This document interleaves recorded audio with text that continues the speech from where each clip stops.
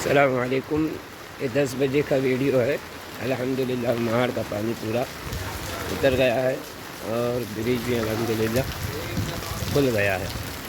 इस वक्त जो है मैं आपके सामने ये नज़ारा पेश कर रहा हूँ कि अल्हम्दुलिल्लाह ये गंदारी ब्रिज जो है खुल गया है। जो अफवाहें थी गंदारी ब्रिज टूट गया है, लेकिन वो अफवाह थी।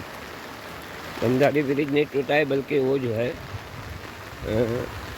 यहाँ का है, नाता की तरफ कोई ब्रिज टूटा हुआ है, ऐसा कोई सर बता रहे थे। ठीक है, ये जो अभी इस वक्त लाइव अपडेट जो मैं आपको दे रहा हूँ, ये बजे है अभी 10:04 का है सुबह का, 20 जुलाई 2022 के 10 बजे का ये 10:04 का अपडेट है। ये बिल्कुल मैं गंदारी ब्रिज पे खड़ा हूँ यहाँ पर। ठीक है, ये इस तरह के लोकेशन है। इस सामने आप देख रहे होंगे ये गंदारी पुल है, और उस तरफ जो है हमारा एक नुकसान जो सामने नज़र आ रहा है वो है हमारे जो है शादाब भाई होते, फिर उनके चिकन का जो शॉप था वो बिल्कुल बैठ गया है, और तो कोई नुकसान अभी निकलने के बाद ही पता चलेगा। अभी तो ऐसी पोजीशन में जो है इस तरह ये पूरा ये है माशाल्लाह।